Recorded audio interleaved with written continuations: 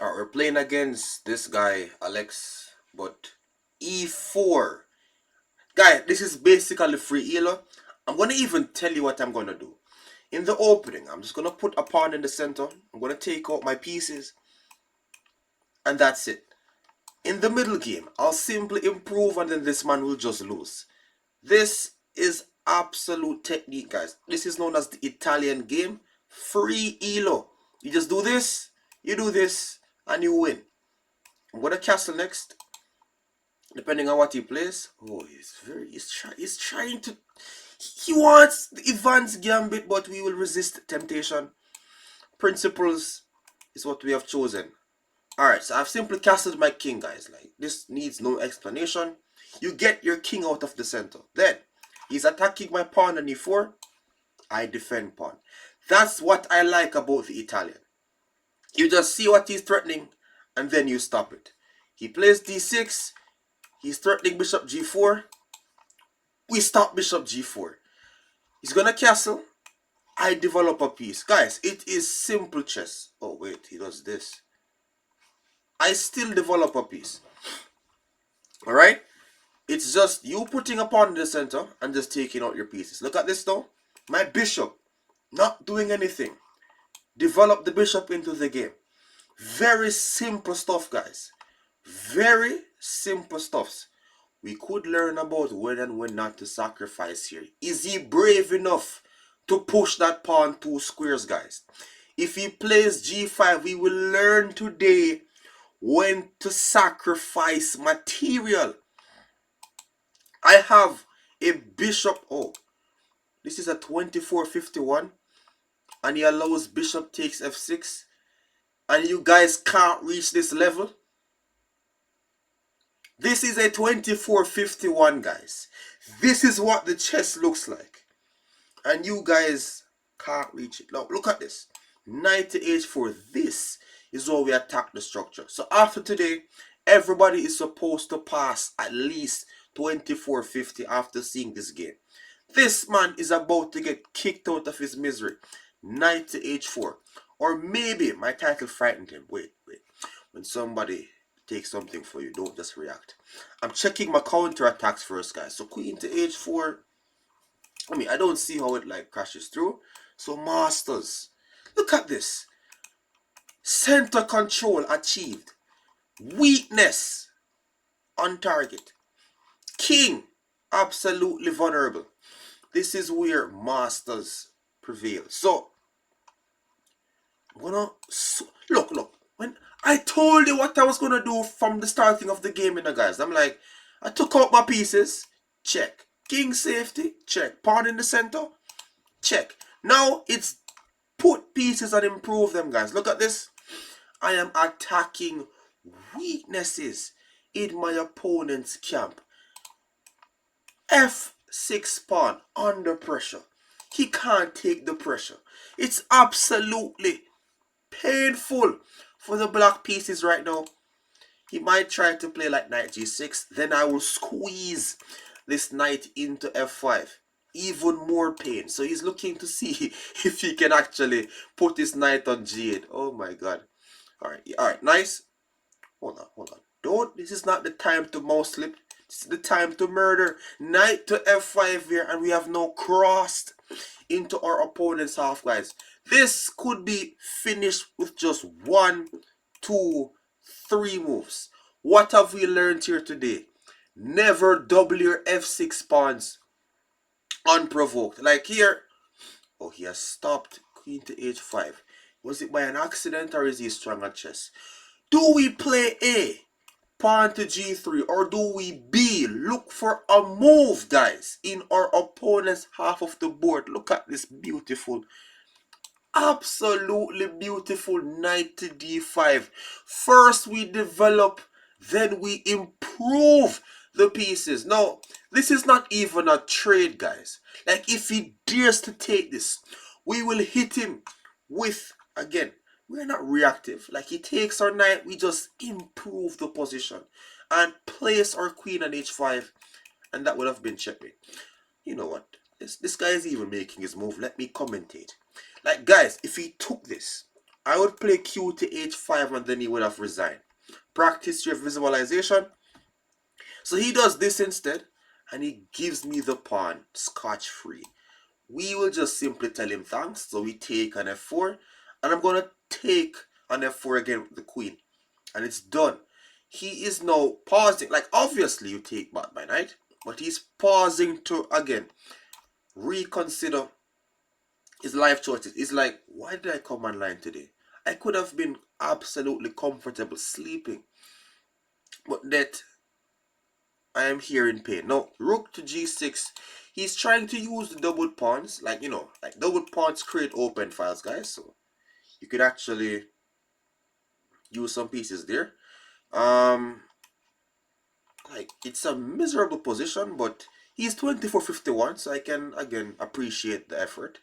So, knight to h5, and forces rook to go somewhere passive. And then I bring my other rook into the game. Like this. Guys, now I'm not used to persons just disrespecting the performance of my chess and playing on such dead lost positions, such hopeless positions, guys. He's playing on. So, puts his rook up the board. So he's even doing this actively. Alright, this guy has actually started to impress me a bit. So rook to g5. I was looking at like a backtracking move, but he goes forward. Again, we will give him E for effort. So I'm going to now bring my rook into the game, because this is who we are. We bring pieces into the game. I'm not going to be like any blind moves like knight f3, and his rook is just going to go back to g6. Like, he wants to draw. We don't want to draw. We want to, again, push back his pieces. Always check what he's threatening before we move. He's threatening q takes h3, but we are masters, guys. Look at this. We do not care. Must I talk about this before I play it? Let me have a moment of for speech. So if I take and he takes, we call this removing the defender. So here the rook, you know what, let's have it on the board first, just so that you guys can understand even better. So if he dares to take this pawn on h3, I would respond with queen takes g5, and after he takes back, I take his queen. Again, practice your visualization. If it's still tricky for you, visualize, guys. Like, practice. It will bring you a far away in chess. No, because he didn't want to take the pawn on h3, I don't give opportunities twice in a row. So I'm going to now play my rook to d3, and I'm now defending the rook, the pawn from h3. Sorry, the pawn on h3 with the rook on d3, and we call this a rook lift. Now, with rook lifts, it's like you can actually bring your rook open, oh my god, bring your rook up the board to then bring it on an open file. So see, it's like you're creating opportunities for yourself, guys. This one, like, it's not fun commentating like hopeless positions, guys. Like, why is he not just resigning right now? Like, end your suffering. Rook to d3, and no, rook to f3. Absolutely dominating the position. Now look and actually learn how I play chess. I'm like my rook on f1, not doing anything. In the future, I will swing it to an open file again, or semi-open file. The technique is, okay, let me just do as I was saying I was doing all this time. Like rook here. Like, why is he just not resigning? Let's go rook f3. Rook f3, guys.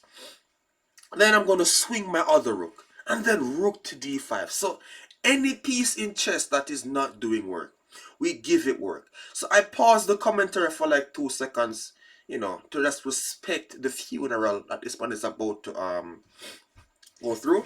But this is how we, again, improve pieces in chess, guys. So I hope you are 100% taking notes. Like, if you master this, you master chess. I mean, you have moves that are strong and you have moves that look strong. This is neither. We simply take rook takes g3, And after he recaptures, then I'm going to squeeze the knight into f5. I could also take the moment to trade the queens, but we're not checking. He offers a draw. He offers a draw. The disrespect. Absolute disrespect. No. Wait. We are masters. Absolute masters. Look at this. Pawn to b4. Removing the guard of this. I need to charge more for this. Look at this. Pawn to b4 is kicking the bishop off the diagonal and then winning the rook. If he takes queen takes h3, I have this. qf5 and he pauses my clock in great style. In great style. Wait, hold on. I think I even have this. You know what? Pawn to b4. The draw has been declined and his ego has just been broken. No, this pawn to b4 here is a life-questioning move. If he plays bishop back to b6, then pawn to c5 again. Oh, this I have to make this video like PG-18 or something like this guy, if he's not an actual adult right now, is in absolute despair. Look at this. He's pausing. There is absolutely nothing to play in this position except press the resign button. This is absolutely painful.